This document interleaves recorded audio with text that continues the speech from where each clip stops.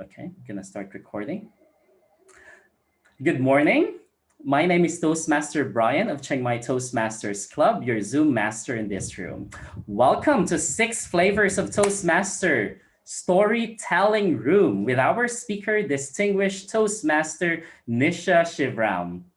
I would like to invite everyone to keep their microphones muted unless otherwise requested. We can have an interactive session for 15 minutes at the later part where we can ask our questions in person or through the chat box. And this meeting will be recorded. And if you're not comfortable with it, feel free to turn off your video. Who is our presenter for storytelling? Nisha Shivram is a champion speaker at Toastmasters International.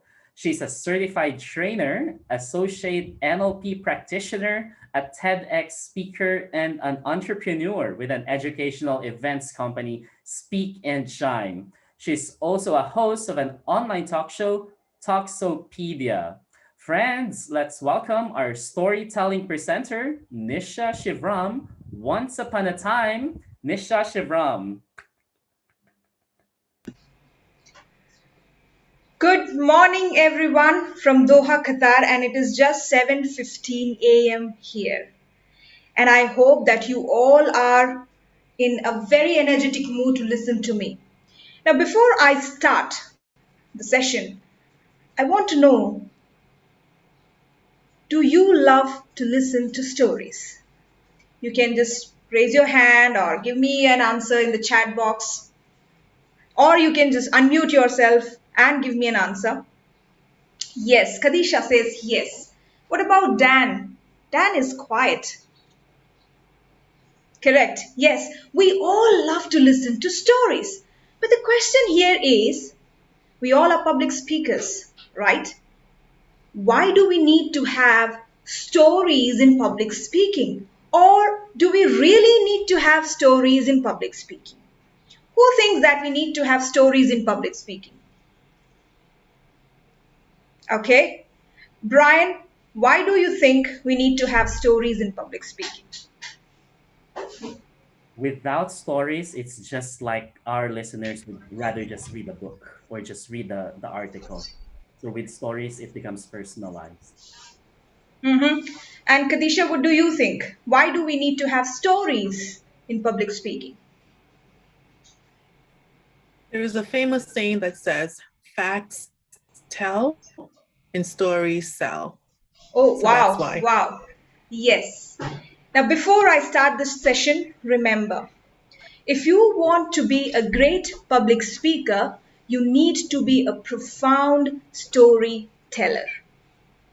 If you want to be a great public speaker, you need to be a profound storyteller. Why stories in public speaking? Because your audience will always remember the stories. And when they will remember the stories, they will remember the message that you conveyed. Number one.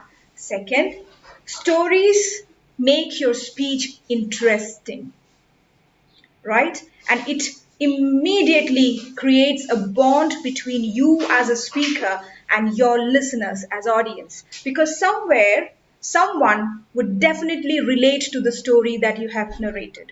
So it is very, very important that you include stories in your public speaking or in your speeches. Now the next question is, what kind of stories do we need to have in our speeches? What kind of stories?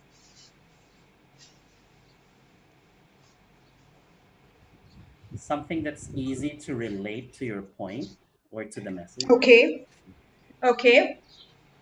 And anyone else? What kind of stories do we actually need to have in our speeches?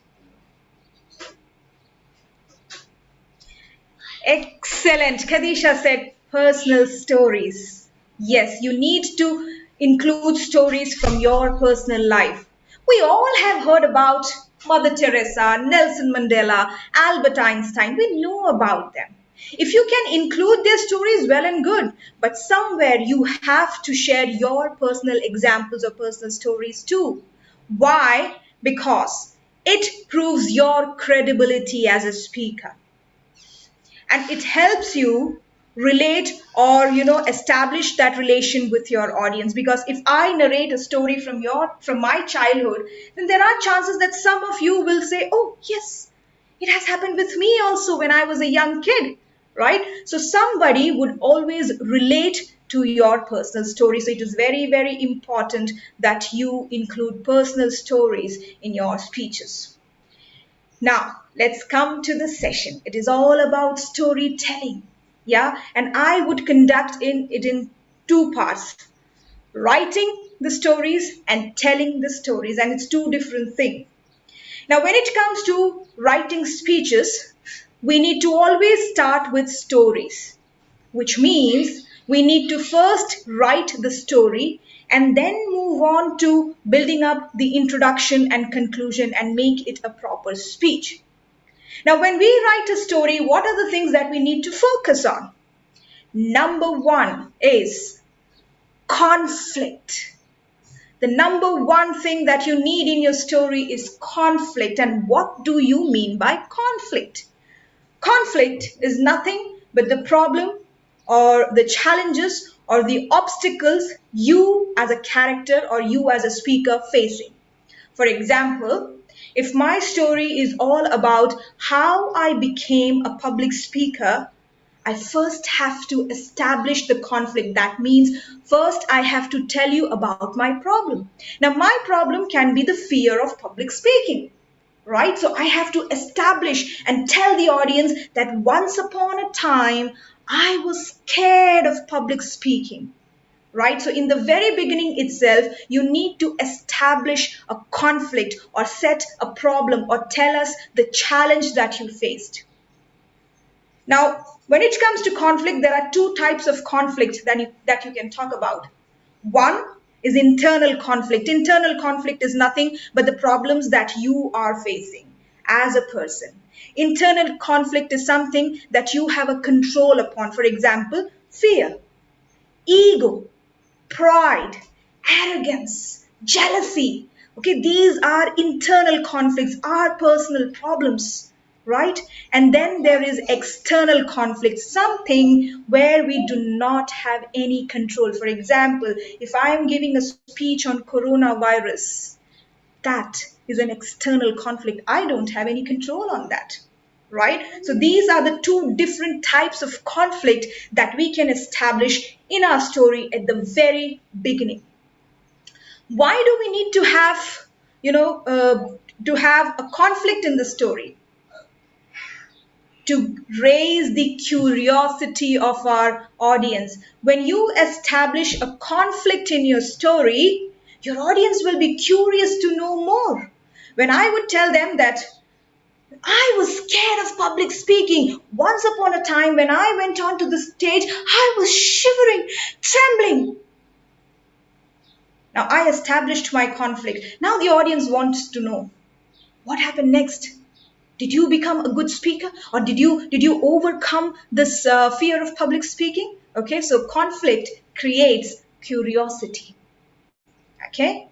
Now, the next thing that you need to have in the story is when you establish a conflict, it is very important that you give solution to your audience. You just cannot leave your audience with conflict. I just cannot, leave all of you saying that, oh my God, I was so scared of public speaking. And then I just left. If I don't tell you what exactly did I do to overcome the fear of public speaking, then there is no point in telling you the story, right? So whenever you have a conflict or a problem in your speech, you need to give your audience the solution to. What exactly did you do to overcome that fear? What exactly did you do to face that challenge? That is known as solution. The next thing in the story is change. I told you about my conflict. I gave you my solution. Now I need to show you how this solution changed me. It is very important because then only the audience will believe you. So, for example, if I say that I was scared of public speaking, that was my conflict. But then I joined Toastmasters and started giving projects, and slowly I improved. That is my solution. Now I need to tell you that how I changed or how I transformed. So I have to tell you that after giving a lot of projects, after giving a lot of workshops, and after taking part in contest, I became a champion speaker, right? So conflict, solution, change or transformation. You need to show the transformation to your audience when it comes to storytelling in speeches. I hope this part is clear. Conflict, solution, transformation. Now, the very important thing in a story, and I want to ask you, apart from, let us forget about conflict, solution, transformation. When you listen to stories, what is that one thing that you like in stories? And you think that, we need to have this in our stories. Who can tell me? Something that we always remember in stories. Something we always, when we think of a story, we think of these things. Who can tell me? Kadesha, characters, correct. We need to have characters. You just cannot tell a story, just a story, without no characters. You need to have characters in your story. Now, that character can be you because it's your personal story. A character can be your friend, your family, right? A character can be a living being or a non-living being, right? Now, if I have to tell you, let me just give you one example of a story. Once upon a time, my 7-year-old son started dreaming of a date with his favorite animal. No, not lion, but the tiger in a vast jungle. Now, in this story, there are two characters, my son and the tiger, right? Now, if you want your audience to remember the story, you need to bring in characters. And you need to describe these characters so that their images or their pictures should be etched in your audience's mind. They need to remember these characters for a long time. For example, in one of my speeches in 2016, there was a character named Martha. Okay, and how did I describe Martha? Oh, Martha was a huge and heavy lady with a peculiar voice. Nisha, are you okay? So this is how Martha spoke. So I gave a peculiar voice to Martha. I described Martha in a different way, saying that she was huge and heavy, right? You need to have characters in your story. These characters, as I said, can be a living being or can be a non-living being. This year, in my speech, I have a character which is a very prominent character in the speech. It's nothing but a bag, a red bag. Okay, and even the title of the speech is the red bag, right? Now, people remember the speech only because of that bag. So you need to bring in characters. Now, these characters can be of two types: positive, negative. Okay, positive characters are those characters that would give you energy, that would motivate you, that would tell you that Nisha, it's okay. A positive character can be a mentor, a guru in your speech who would give you some sort of advice to face challenges, right? Negative characters are the ones who would keep on telling you negative things, who would tell you that it's not possible, you cannot do it, right? You need to have these kind of characters. Not mandatory that you put all the characters, positive, negative, just because someone said that you need to have characters. No. But bring in characters and prominent characters, and they need to have a prominent place in your story so that everybody remembers them. If you have read the story of Cinderella, we remember all the characters in the story because they all have prominent roles in the story. Yeah. So this is a very important thing, that you need to have characters in your story. The next thing after characters, what do you think that we can add in a story apart from characters or other than characters?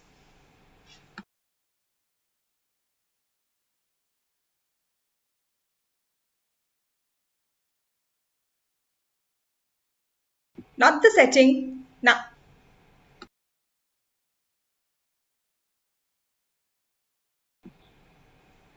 think.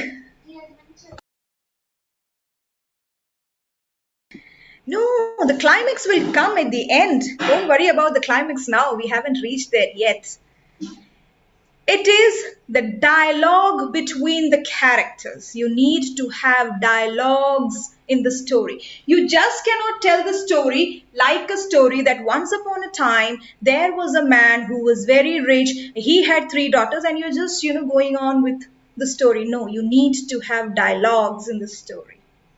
Okay, something important, and these dialogues should be very, very important. It should not be like that you just added dialogue that make no sense, right? Those dialogues should be very, very important ones. Just like as I said, the positive characters and the negative characters, the dialogues or the things that coming out of their mouth should be very, very important one. For example, in one of the speeches, I had this character, my mom. Everything that my mother said was a prominent one. So when she said that, Nisha, your envy will not get you the things that you desire, or your envy will not give you the things that others have, because you get what you earn and not what you envy. Right? This is a very prominent dialogue, and it is the foundational phrase of my speech. So make sure when you add dialogues in a story, that dialogues are the most important ones, and that carries a very strong message in the story. You should not add dialogues just for the sake of adding it. Okay, by adding dialogues, you are creating drama in the story. If you want to add some sort of drama in the story, add conversations or add dialogues between the characters. What will happen there? That will also help the audience to identify the character. So, for example, in my speech, if I say that my two friends, Brian and Kadisha. Now, nobody knows Brian and Kadisha. But if I add dialogues between Brian and Kadisha, giving them a different voice, when Kadisha met Brian, hey Kadisha, how are you? Now people identify that, oh, this is Brian. Kadisha, yeah, I'm fine. How about you? Dialogues, right? It helps the audience to identify the characters. Now, Kadisha's voice is not like that, I understand, but just giving you an example, okay? Adding dialogues will help the audience to identify the characters, help you to create drama in your speech. So that was all about conversations or dialogues. What is the next thing that you think that we need to have in a story? We are done with conflict, solution, change, characters, conversations. What else?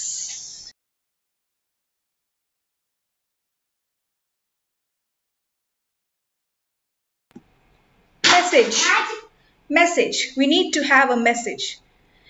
Whenever you write a story, make sure that your story carries a message, or as we say, moral of the story. We always tell our kids, okay, what is the moral of the story, right? So in the same way, you need to have a clear-cut message in the story, and that message should be clear throughout the story. It should not be that you started a story and at the very end you are just giving the message. No, that is what most of the speakers commit mistake. This is where they commit mistake. They give the message at the end. Throughout the story they are just talking and narrating the story, and the audience is not clear what they are saying, and at the end they would just tell you the lesson. No, the message of your story should be clear throughout the story. So it is very important that whatever story you're sharing with your audience, it carries a powerful, beautiful, relatable message. Clear? Now, the next thing, very, very important, not only in stories but in your overall speech writing, is the usage of words. And especially when it comes to stories, what do you think you should be using, the kind of words?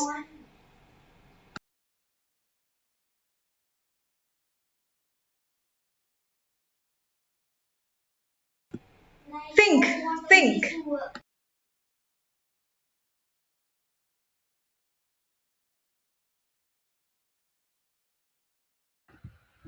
Descriptive. Okay, some people are saying clear, concise, descriptive. This is the acronym for the kind of words that we need to use. We call it VAC words. VAK, VAC words. Here, V stands not for vivid, V stands for visual words. Visual words. Visual words are those words that would help your audience to visualize everything. As a speaker, one thing that you need to remember is, let's say that you have got 50 people in your audience. There are 50 people listening to you. Out of those 50 people, at least 10 would be visual people. When I say visual, these are the people whom you tell a story and they would start imagining. Their eyes would go up and they would start imagining. And they would start seeing everything as a movie. These are visual people. They like to imagine. Okay, they like to create pictures, right? Half of the people would be people who like to listen. They are more into music and songs and all those kind of things. We call them auditory kind of people. They like to listen to sounds. So if right, and the next category of people are kinesthetic people. They want to feel. Have you ever faced a situation where you have given a speech and somebody comes to you and tells you, Brian, your speech was very entertaining, but it lacked emotion. There was no emotional touch in that. It did not touch my heart. Now you need to remember that those are the people who want to feel, who want to feel the emotions, who want to feel your sadness or sorrow. These are the people who are kinesthetic. Okay. Now keeping in mind these three categories of people, you need to use VAK words, which are visual words, auditory words, kinesthetic words. So when I say visual words, somebody had very clearly said, vivid description. So when I say that, I entered the room and the room was a square shaped room with red curtains, black sofa, and red cushions and a yellow colored vase on the table. Now, when I give you this vivid description, some visual people would start visualizing. They would start seeing the pictures all around, right? And at the same time, if I say that I went slowly to the kitchen and I knocked. Now, auditory people would like the sound, right? They would listen to the sound. They will forget what I said before the sound, but they will definitely like the sound when I would say tak, tak, tak, right? And then again, when I will say that, I went into the kitchen and I saw my friend drifting slowly towards the dark corners and crying just like a small baby.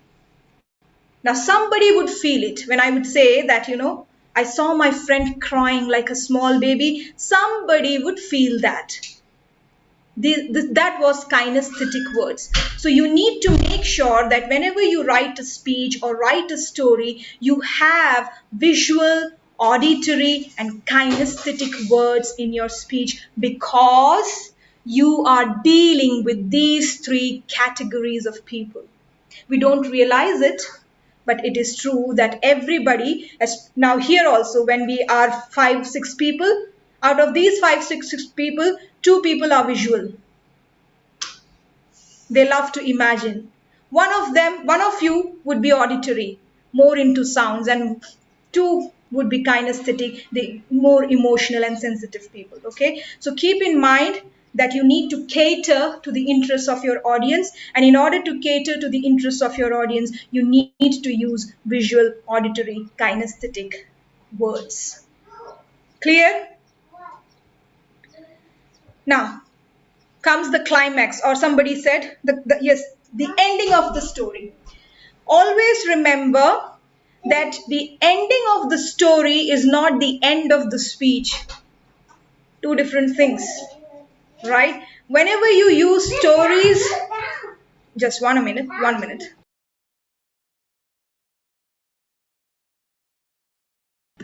I have two little kids here who are roaming around and running here and there. Okay. So when you tell stories in a speech and when you end the story, many of the speakers believe that end of the story is end of the speech. No. End of the story is just end of the story. Once the story ends, you need to move to the conclusion of the speech by giving out the message of your story. So when you say climax, climax is the end of the story, but it is not the end of the speech. Make it very, very clear. When, as a public speaker, when you are narrating a story and when you end the story, you should not be saying, "Thank you so much. Now let me hand the control back to the master of the ceremonies." No. After you end the story, you need to slowly move to the message of the speech, message of the story, and give the message in the conclusion of the speech. And there you would end the speech. Is it clear? This was all about how you need to write the story, how you need to build the conflict, how you need to build your characters, how you need to use the words. This was all about story writing. Now let me move on to telling the story. Have you heard of the famous motivational speaker Lisa Nichols? Anybody? Lisa Nichols is a very famous motivational speaker, and she, in one of her workshops, had said that public speaker is a performer, right? Gone are the days when we just used to stand on the stage holding the mic or just in front of the lectern and used to narrate stories. No. Public speakers have now turned into performers. And what does that mean? That means we are no longer storytellers. We are story showers.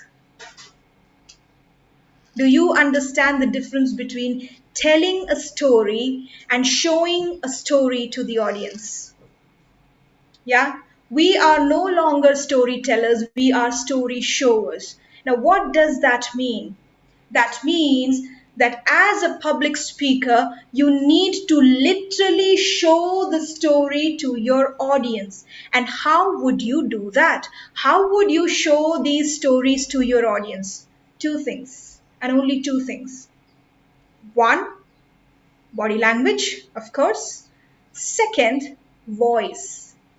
You can only show this complete story to your audience through body language and through your voice. Now, when it comes to body language, what are the things that you focus on as a speaker when it comes to body language? Can anyone answer?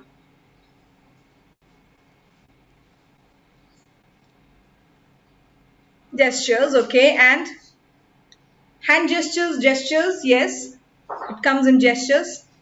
What else? Facial expressions, very good, yep. Let me tell you, there are 5 elements of body language. 5 elements, yes, body movements, correct. And we start with posture. Posture, right? As a public speaker, it is very important that you have the correct posture when you are speaking on the stage. And what is this correct posture? Correct posture is nothing but standing straight with your fingers curved and next to your body, hanging next to your body. Okay, and stand straight. Now, why do you need to have a posture? You are a speaker. You need to focus on your voice. People would say that. Why you need to have a posture? What is the importance of the correct posture in public speaking? Yes, it helps in breathing and breathing effectively. Because when you breathe properly, your voice will come out effectively. And for public speaker, voice is important, right? So it is very, very important. If you want to have an effective and a strong voice coming out of your mouth, the first thing that you need to focus on is your posture. Practice standing in a correct posture. Practice breathing correctly so that you have an effective and strong voice when you will be speaking on the stage. Number one. Second, as everybody said here, gestures. We need gestures. Body language is all about gestures. And gestures, what are gestures? Gestures are nothing but the movements of your hands, shoulders, and head. Movements of your hand, shoulders, and head. And that is why I said you need to use descriptive, visual, auditory, kinesthetic words that would help you use gestures effectively. So, for example, if I say that my friend Brian is a tall guy, right? I used my hand to describe Brian's height. Oh, she is a fat lady. Yeah, fat lady. But that was a small box, right? Now that these gestures make your stories or make your speech interesting. Now, if I just stand there and say that my friend Brian is a tall guy and that lady is a fat lady and it's a small box, would it be interesting? No. Use gestures to convey the story. Use gestures to convey the message, right? So that was all about gestures. Next is facial expressions. And guys, now we are in an era where we are speaking online. All you have is your face, and if you know how to use your face, you will be a great speaker. So when I say that, oh my god, I'm so excited, I need to bring that excitement on my face. So make sure when you narrate a story, understand the emotions in your story and bring those emotions or expressions on your face. You cannot just say that, oh, I'm so excited to speak here tonight. I'm sorry, I can't see the excitement on your face, right? So you need to bring the expressions on your face. When I say that my friend met with an accident yesterday, how would that be, right? So make sure that whatever your content expresses, you need to have the same expression on your face. There should not be a mismatch between what your story conveys and what your face is conveying, right? So facial expressions is a must. The next thing is eye contact. Now here I have put all of you in gallery view and I'm looking at your pictures here, right? Now if there is someone called Dragon, I can see her pictures, a cute cat picture, right? Now if I want to look at Dragon, do you think I'm looking at Dragon? Am I making eye contact with Dragon? Dragon, are you there? No. Yes, Right? On and on. actually, I use my friend account. I am a boy, not Oh, sorry, sorry. Okay, okay. Really sorry. I'm really sorry. But do you feel I'm making an eye contact with you? Am I looking at you? Not really. Yeah. I'll tell you why. Eye contact is very important because you have people, right? Now, on an online platform, when you're narrating a story, how would you maintain eye contact? If I look at Brian now, since we are in a gallery view, Brian would not feel I'm looking at him. If I look at Tina or Kadisha, they won't feel I'm looking at them. Now, in order to maintain eye contact on an online platform, you need to look directly into the webcam. Hi, Brian. How are you doing? Now you would feel that I'm having an eye contact with you. And you need to practice it because there would be times when we would just get distracted and we would look here and there. No, you need to keep your eye on the webcam and look into it to maintain eye contact on an online platform. Now let's change the scenario and say that we are in a physical meeting and there are hundreds of people sitting right in front of us, let's say in a shape of seating arrangement. How would you maintain eye contact with those people? There are so many people. Would it be easy for you to look at everyone and talk? No. In that case, what you need to do is remember these lines. Look at every direction and maintain eye contact with few people. What you need to do is select two people from your left, select three people on your right, and select two more people at the center. Look at every direction but maintain eye contact with only those selected few people, and that would give them an impression that you are maintaining eye contact with everybody. This is what you need to do when it is a large auditorium and there are people sitting over there. So understood eye contact, how to maintain eye contact on an online platform and a physical meeting. Then comes stage movements or body movements, as somebody said. Now here on an online platform, we have restrictions. We cannot move much. But with your camera tricks, if you place your camera at the right place, you can utilize the space a lot. So if I tell you a story where I went into the kitchen and I saw my friend slowly drifting towards the dark corners of the kitchen. This is possible because I have placed my camera in a way where I can utilize the space and move back and tell you the story. So when you are talking about the past, you can move back. When you're talking about the present, you can come here. This is how you need to utilize the stage on an online platform.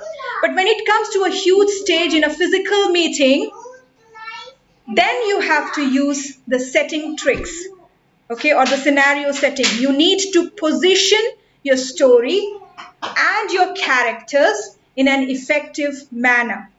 For example, if you're telling me a story about your school and your home, you need to divide your stage and create that school on one side of the stage and create your home on one side of the stage. Did you get my point? In your story, if you have different scenarios, make sure that you divide your stage in a way and create the settings properly on the sides of the stage and move accordingly. You don't have to move on the stage all the time and you're just moving here and there with no purpose. No. Move purposefully on the stage. You need to literally choreograph your movements on the stage, and that is what we say. Just give me 1 minute.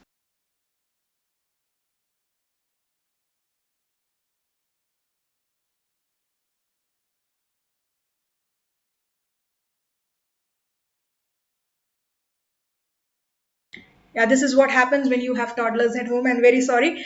Okay, so this is how you need to choreograph your movements on the stage. Storytelling will become effective when you will tell the story on the stage properly. I was giving you an example of the story of how my 6-year-old son went to a jungle to meet the tiger. Now, there was a jungle. So I had to create that jungle on the stage. So whenever I'm here, I'm standing in my home talking to my son. When I'm moving this side, that means now I'm standing in the jungle with my son, waiting for the tiger to come. And that is how you would make your storytelling powerful, by setting up the stage in a way that your audience should get the idea of how, when, and where the story has happened. Clear? Any doubts? Right? Then comes, after body language, then comes the voice. As I said, all you have is your body language and voice when you tell a story. And you remember how our grandmothers used to tell a story?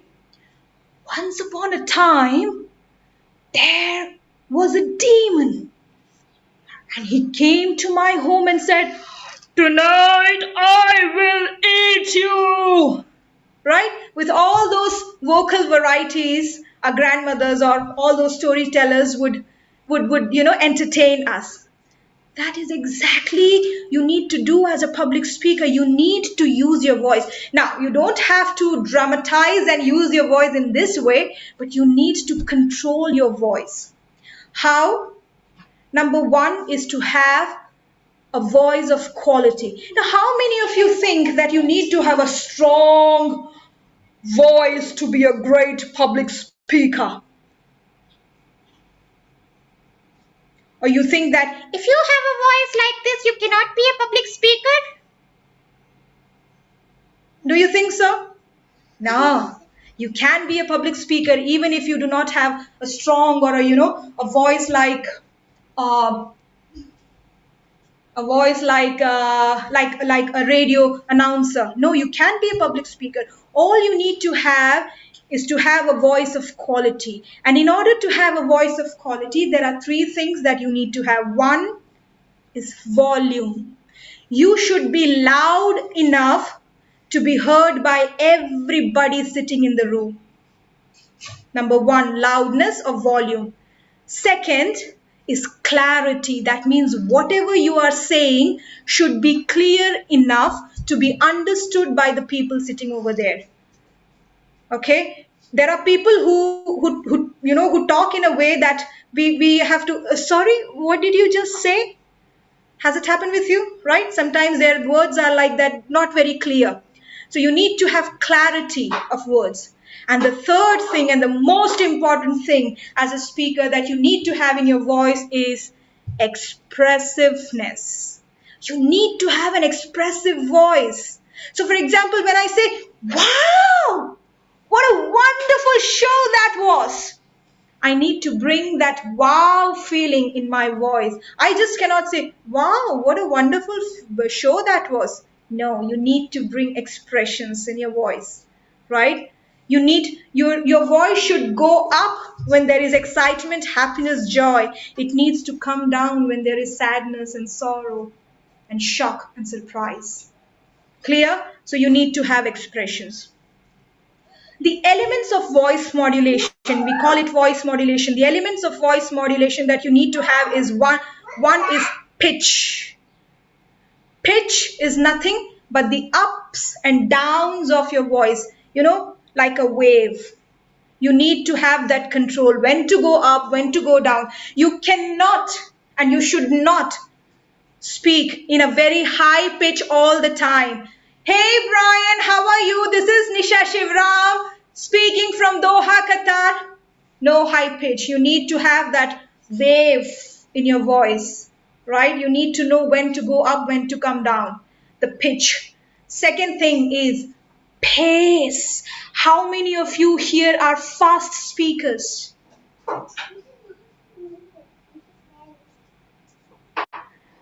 No, you need to have a control on the pace, right? When we normally talk to our friends or in a normal conversation, the average or the ideal speed is 120 words per minute. But as a public speaker, you need to maintain a speed of 90 to 100 words per minute. That should be your pace. You should not be too fast and you cannot be too slow that you will make the audience sleep. No. 90 to 100 words per minute should be your speed. And the last thing, very important in storytelling, in speech delivery, in voice modulation is pauses. You need to take a pause. You just cannot rush through or go on narrating the story or talking about your example, or just, you started the speech and you stopped when it was the end of the speech. No, you need to take pauses at the right places. Now the question is, what are the right places and where should I take a pause? Or when should I take a pause?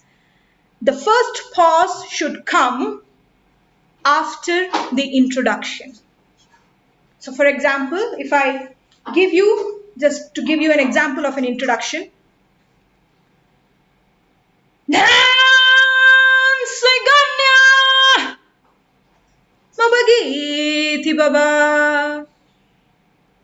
Pause. Let the curiosity sink in with the audience. Let the audience start thinking, what is she doing?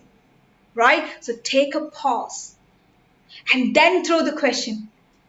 Have you heard this song before? People will raise their hand. Some people will say no, yes, whatever.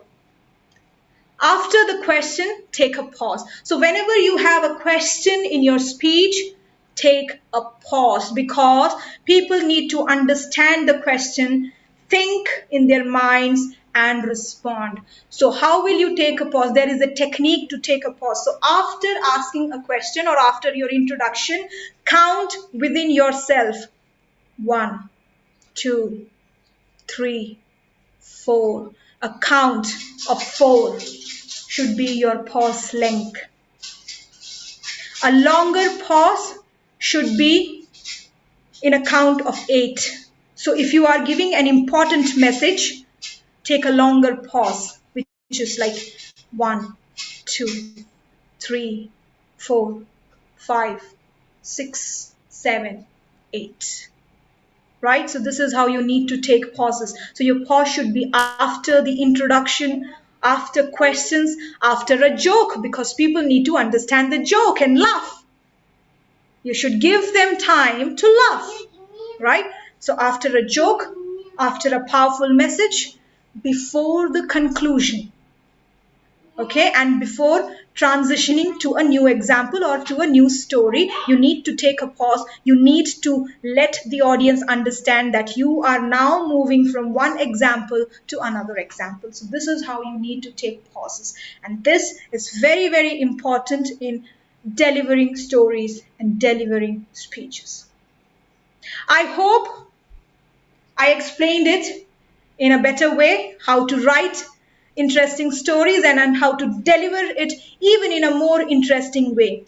Now I'm opening the floor for question and answer. We will have 20 minutes or 15 minutes for question and answer. Brian, you can start timing it again, right? Okay, so the presentation is over. Now I'm leaving it up to you to ask questions, and you can ask me questions related to storytelling, related to body language, or whatever you want to ask related to public speaking. You can do that. Thank you. Thank you very much, Nisha. So if you would like to ask questions, feel free to unmute or you can type it in the chat box.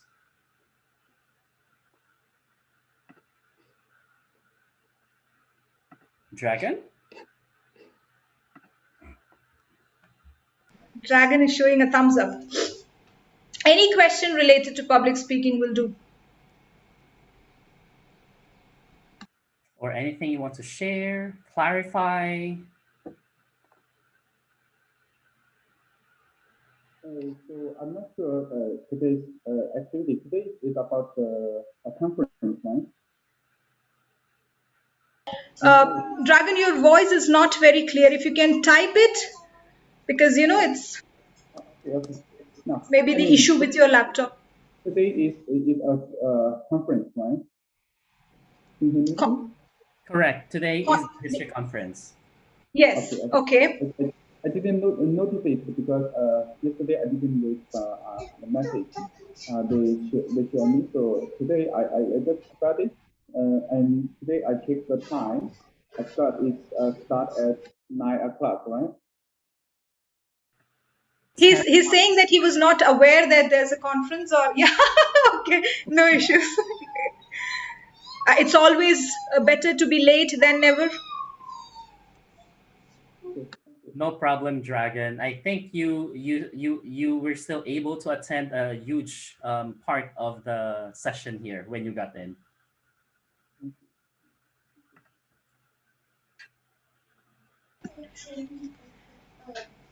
If there are no questions, we can wind it up. You can just share your feedback or anything that you liked or you want me to improve upon. You can do that.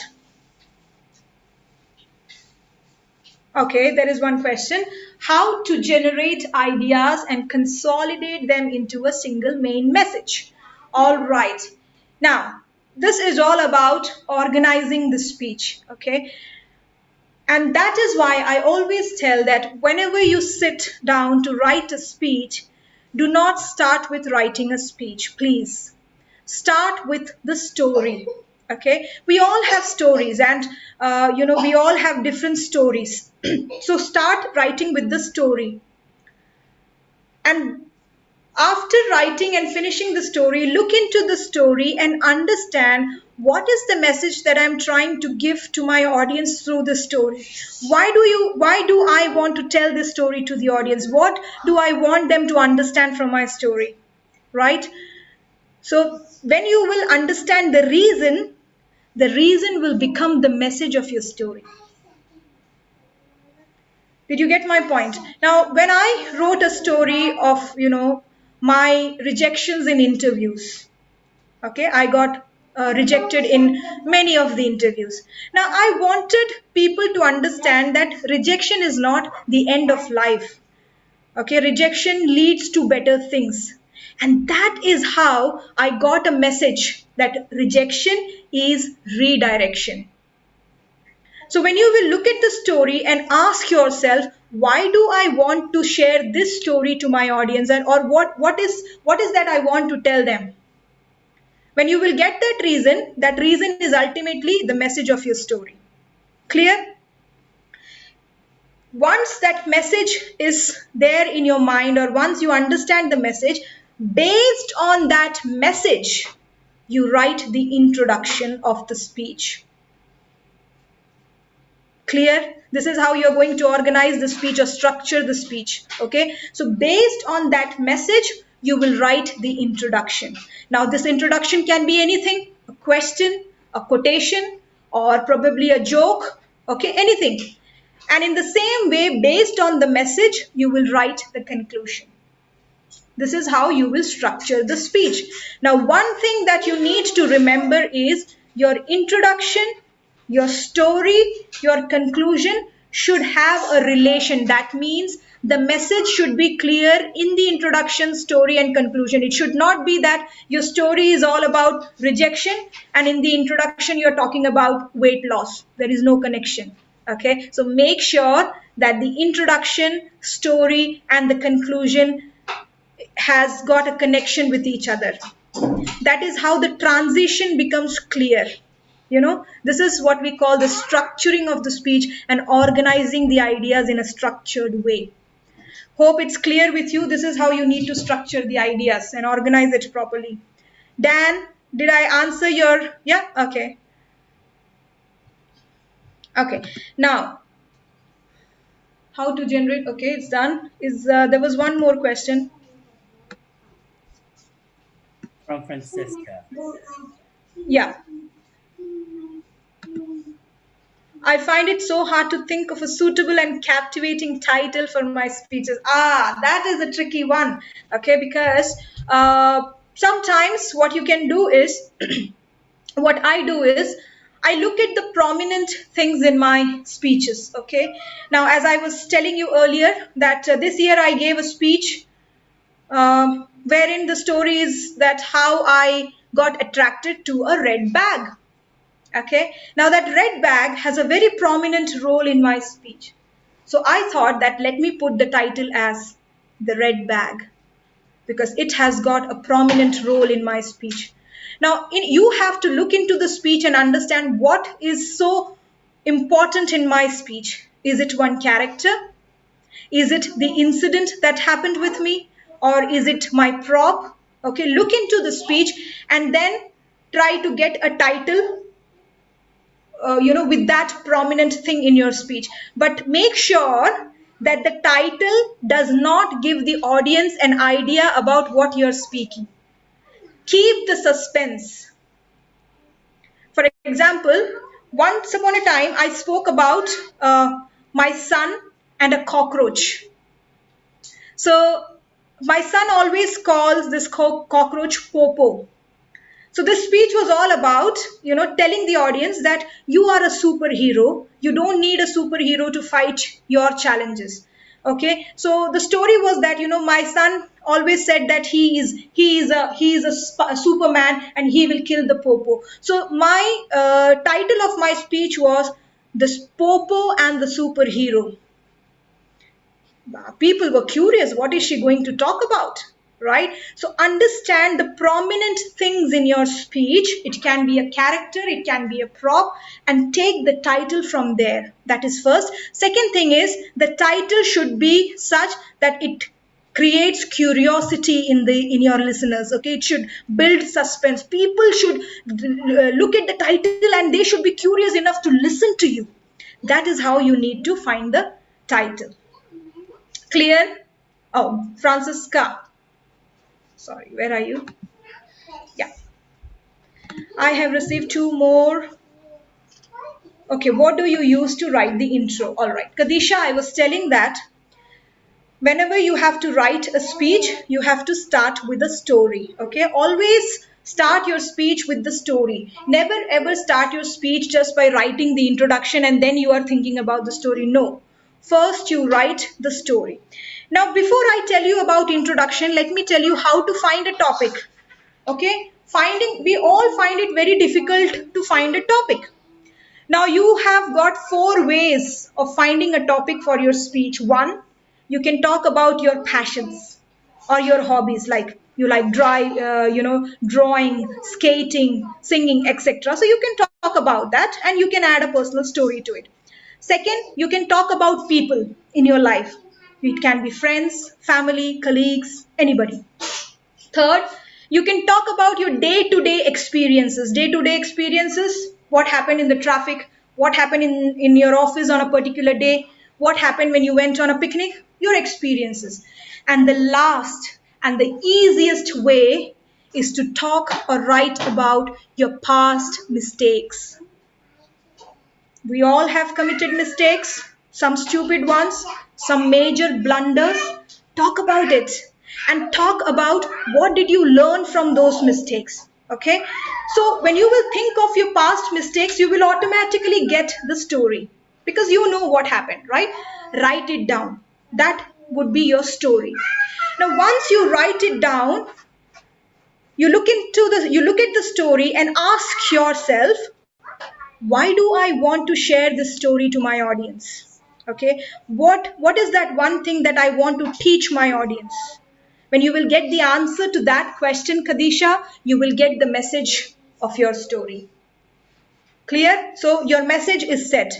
Now, based on that message, you need to create the introduction or the beginning of the speech based on the message. Okay. Now, the introduction can be of different types. Number one, you can have a question introduction. That means, for example, if you have committed a mistake of lying to someone and you want to tell the audience that don't lie, lying is not good. So your question should be, have you ever lied to your close friends? Right? Just ask a question. Let them think in their minds. Whether they answer it to you or not, it's up to them, but let them think. You need to hamper the thought process of your audience. So you can ask a question in your introduction. Second, you can use a quotation online and start your speech. Third, you can tell a joke online and start your speech. You can sing a song online and start your speech. There are various ways of introducing your speech, okay? So it is up to you, whatever you want to do. Your main objective of having an introduction is to get the attention of your audience. In first few seconds, if you get the attention of your audience, your job is done. People will listen to you, otherwise you will lose your audience. That is how you have to create the introduction. In the same way, based on your message, you need to create the conclusion. So the conclusion can be again a question. You can ask a question and leave the question with the audience, let them think and answer in their minds. Or you can end with a powerful quotation online, or you can end with a positive statement online. So, this is how you write your introduction and conclusion based on the message of the story that you want to narrate. I hope it's clear, Kadisha. Thank you so much. Yeah. Okay, that should be our last question. Thank you very much for all the questions. And of course, thank you very much, DTM Nisha. So today we learned how to write and deliver the story. These are just some of the notes that I've taken in writing the story.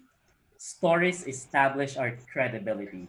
So in writing that, it's important to establish conflict and then give the solution to that conflict, and of course share on how you were able to change and transform from in the elements of the story. We have character, dialogues, and messages that could really give impact to our stories. And of course, don't forget the what words: VAK, visual, auditory, and kinesthetic. And when you reach the climax, that's where you give your message and your conclusion.